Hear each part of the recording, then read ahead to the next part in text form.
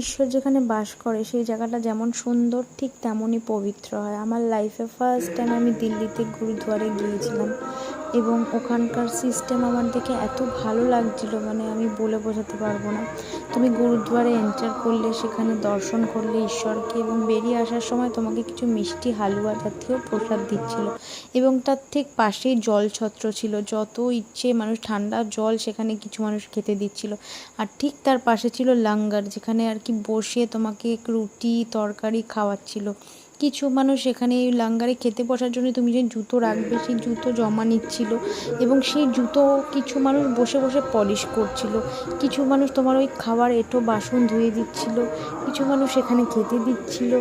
মানে ওরা প্রত্যেকে কিন্তু, কেউ কিন্তু ওখানকার যে স্থায়ী কর্মচারী তা না, যে মানুষগুলো যে যার ডিউটি করছিল তারা কিন্তু প্রত্যেকে মানে মানুষের মধ্যে ঈশ্বরকে দেখে তাদের সেবা করছিলেন। এবং এই ভাবনাটা, এই চিন্তাধারাটা এত সুন্দর, এত ভালো, মানে আমি বলে বোঝাতে পারবো না। গুরুদুয়ারের সিস্টেমটা এত